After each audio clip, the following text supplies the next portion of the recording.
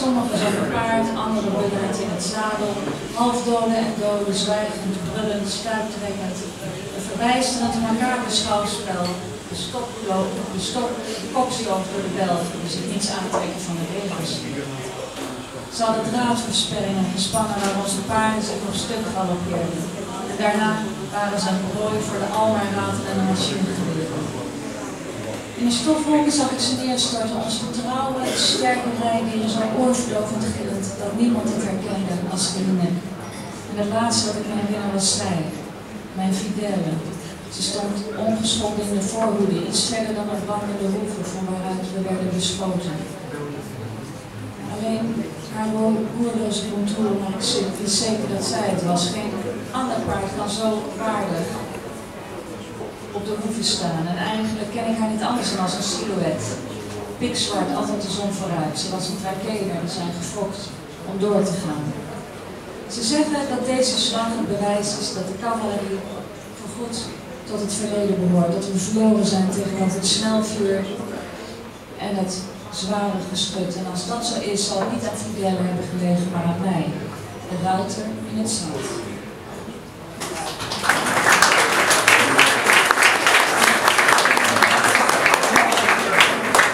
Mire ki me prostite, jaz ko ga čitam, stavljam da uživam i zato se sjavam tumač.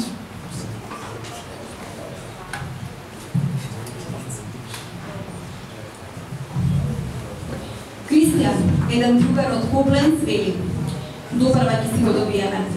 To je jedan strasen hazarder, koji bo odprla i najbolimi odkrizi od sebe, vidiki smetati ga predonesova so to, što ki približuva работите kod sebe. No nisam siguran дека ќе можам да издржам повеќе понижувања. Повторно да дозволам да ме влечкаат назад, затворајќи ги портите зад мене со ужасното шкрипање на металната брава. Не, мислам дека би полудел. Секојдневно станувам сет позол и позол. Но што знам јас, Едмонд Данте?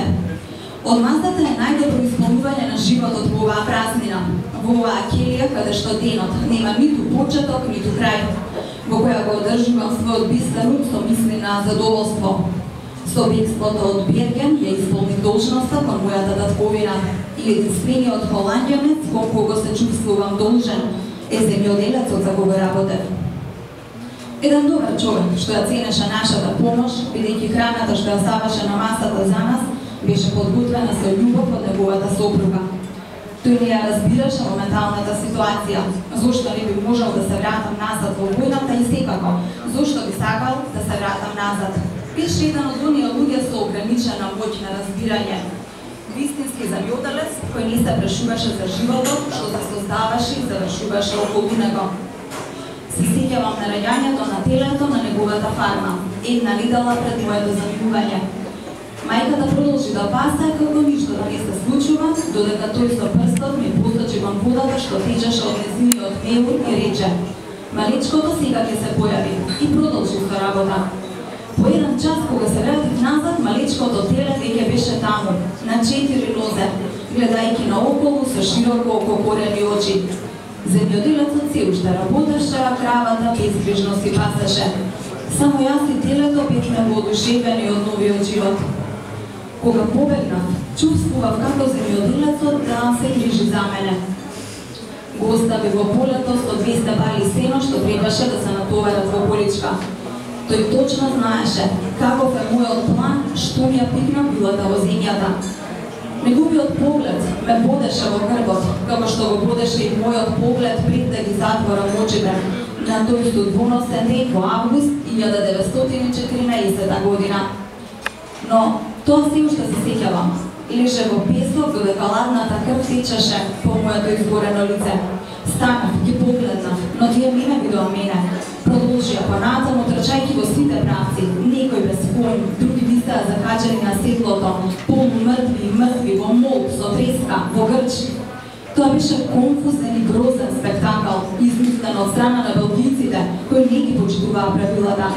Има поставено бодликави жици на кои налетаа нашите коњи, кои подоснащанаа жртви на рафалот митралези. Во облакот од прав ги видов нашите несретни, лојални коњаници. Поради заглушувачкото брескање, никој не ја забележа нивната насмевка. Последното нешто на кое се сеќавам беше таа. Мојата Фидел, непогредена, стоеше во првиот ред, малку понастрана од фармата што гореше и од која беше пукано по нас. Иако ги видов само нејзините контури, сигурен сум дека тоа беше таа. Не постои друг кон што умее толку достоинствено да стои. Всушност, не ја знам поинаку, освен како статус, црна и секогаш пред сонцето. Таа беше тркачка кобила, одгледана со цел да прескокнува препреки. Се зборува дека таа битка представувала доказ на исчезнување на конјаниците во историјата, дека сме изгубиле битката од рафалот на тешката артилерија. Ако тоа е вистина, тогаш нема да замерат на Фидел, туку мене, на конјаникот, што лежи во песакот. Ете, тоа беше преводот на извадата.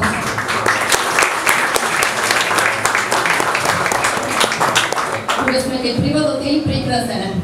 Како успеавте светот на Јана да го живеете вие за потоа да ни го пренесете нам?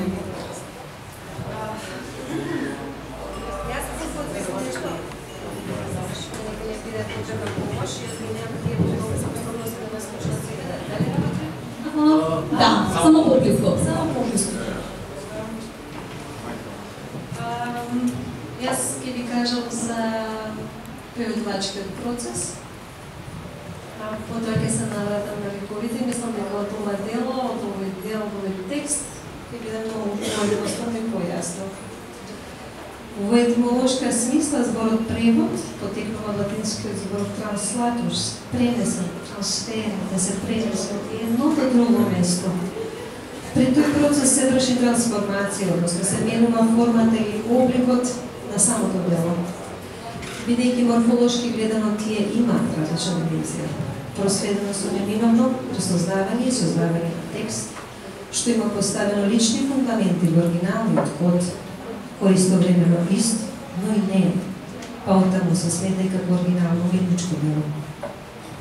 А умешноста на преведувачот лежи толку во тоа менување на обликот, во креирањето на јазичната складност. Преведувачот е тој што ја креира симбиозата помеѓу тие две одделени култури во јазичната лингвистичката форма, бидејќи не се преведува само јазикот, туку и културата каде што потекнува оригиналниот текст. Тоа се постигнува со дефинирање и со толкување на нивната комплексност, со читање меѓу редови, со визија на тоа што се крие зад зборовите, со способност да се биде таму, во тој момент, во тоа време, во кожата на самите ликови од романите, да се помири со околината или пейзажот што ги окружува, да се почувствува тоа што тие го чувствуваат. Преведувачот треба да знае дали ликот е вознемирен или тажен, дали е болен, во смисла на пациент или страдалник, страмежлив или малодушен. И така тоа може да го преведат. Мислам дека добриот преведувач мора да биде одличен читател, но читањето во споредба со преведувањето е како брзо запознавање на ликовите наспроти долготрајната и интимна средба со нив. Вистинскиот превод треба да е како скулптура од кристал, кој не го покрива оригиналот и нејазитивно неговата средина, туку преку чистиот јазик на преводот ја возвишува неговата есенцијална убавина. А на преведувачот му останува да се надева дека со свој превод нема да задеме неговата средина, туку напротив ќе му возможи на оригиналот уште посилно да блесне, зашто ќе пресуди јавноста и оние што ја сакаат и познава книжевноста.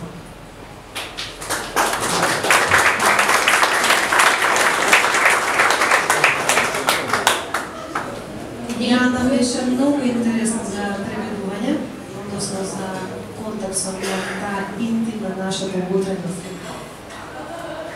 Бидејќи таа исто така представник не само на малите, нежни, невинни суштества во женскиот род, туку и метафорички гледано таа представува и самата непристрасност, односно самата Холандија беше, беше буквално непристрасна за време на Втората светска војна, така што може да се гледа кон Јана и на тој начин. Да, предизвика во секој случај. Сите ликови заедно да се спојат во едно дело што пренесува моќна порака меѓу другото. Ако сте готови или Кујовска, ви благодариме вам. Благодарам. Време за запознавање со Марита. Marita, we are waiting for your speech. Wow. Fortunately, I'm from the Netherlands and not from Georgia, so it's not much of a speech, you know. Not even from the Balkans. I only can say this: when I wrote this book, I lived on the border of 3 countries. You quite understand? Okay. Which countries? Well, Belgium, the Netherlands, and Germany. And basically, this book is also situated in this area. And the book is very much about borders, about literary borders, you know, between countries, but also the rupture between 2 wars, between old friends, between twins, between adulthood and youth, and all this transferring and transgassing. But it was maybe natural because I moved there. I moved from Amsterdam to this place where basically, well, if I can refer to my telephone, in the kitchen I would have the network from Germany. In the living room, I would have the network from Belgium, and then I was roaming all the time. It was that kind of house. And I would never have thought, back then, when I was writing this, in this very strange corner of Europe, I would never have thought that my book would travel, and that it would go over other borders, and that it would bring me also along. Because first my book entered Macedonia, and then it was me.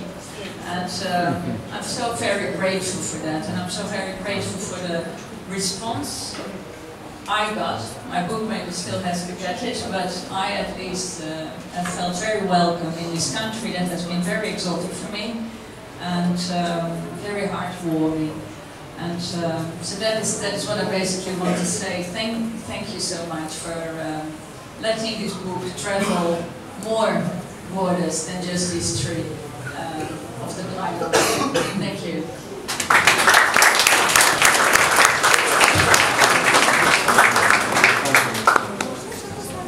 Повелате ли се преводот? И вака сега да покануваме и вас, сите кои што сте тука вечерва, да се приклучите во една дебата.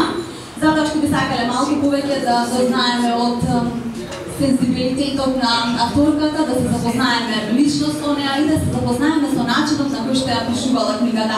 Александър, како промотираме оваа книга, би можеле вие да почнете со прашање кое што да мислите дека ќе биде интересно за публиката и ќе ја застегне исто така Марита? Најубаво би било, по мене, Марита да се вклучи со нас, да не седиме веќе вака, затоа што ова е начин на сепак комуникација од друг тип. Значи, Марита, еве, кога ќе се ги подпишува книгите, it's better for you to meet everybody who wants to meet you one by one. Така е, да не биде на ова. Со пишување, И сега вака, јас сепак би го консултирала економически околу прашањата. Секој од публиката, по предлог на Прокопиев, да си доаѓа во една спонтана дискусија, се она што го интересира за книгата, за да ја продолжуваме да го натаму дебатата. Ако се сложува директорот на фестивалот, можеме и да одиме така. Публиката што е ли? Дали сте за секој индивидуална средба со Марита? Со подпишување на книгите? Добро, публиката...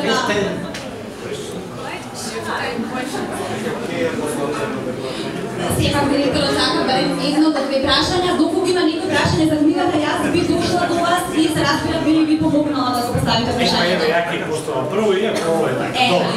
Ајде, тоа што ви го кажа about borders. It's very interesting in sense of your book, but I suppose that you have also some borders in yourself. And when you write the book like that, you must cross also the borders between goods and adulthood, life and non-life. Am I right? Yes, of course. And in this particular book, it's not very grateful for a writer to write from the perspective of an adolescent, because you can't put much depth yet in this girl, because she's a bit silly. It's a silly age still. And I wrote this book in 3 years, and along the years I started to find also these negative actually sides on her, because she's actually forcing herself away into the story very much. So yes, that is an interesting always process, that you start writing a novel and then you start knowing your own characters. Maybe they're not as sympathetic as you wanted to make them. Marita, I'm curious about the twins. Is there any metaphoric meaning? Well, I thought, I'm a fencer myself, I'm a foil fencer, and it is, of course, if you're talking about these borders and you have an initial situation, and a fencing party is always you're having two people that are the same. They're with masks, the situation is the same, you have the symmetry, you have a line in the middle, and then when the symmetry is going to rupture, that is when the things are going to change, maybe become dangerous. And of course, what pair of people could better make this possible as a metaphor than twins, who seem to be the same, but then at one point have to fight each other. So yes, of course, it fits her, it fits totally the thing. And who is Diana? Maybe you? No, gosh, no. I was a much nicer girl on that age. I think she is the onlooker. The question is, how long can you keep on looking when there is a conflict going on? Yeah, without being coupable, without being guilty, without being vinovat. Yeah? Vinovat, yeah. So how long does it take? How long can you be just an onlooker? And Jana is just the onlooker. She wants to take part in this story, and she just demands this role for herself. And for this she does everything. She sleeps she gives up her virginity just like this, because she has this goal. She rips open letters that are not hers. She burns history because she wants to change it. So she forces herself. She wants to take part in this story, which is actually a very girly thing to do. Може би никого изпровоцирахме. Има ли некој од вас прашање до Марите? Ако сакате индивидуална средба со имате, повелете господјо.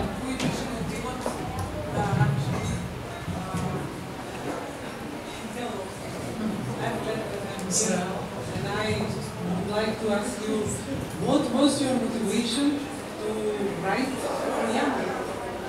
You are really young woman, and what was your motivation to write about 1914, about war, about death, Yes. Terrible relationship between people? Yes. What was your motivation? The motivation, well, the motivation was fencing, really. I thought there is so much more in this strange, it's not a sport, it's actually, it's a battle between rationality and strast, yeah, and passion, yeah. And then came this situation where I lived in this place, which is so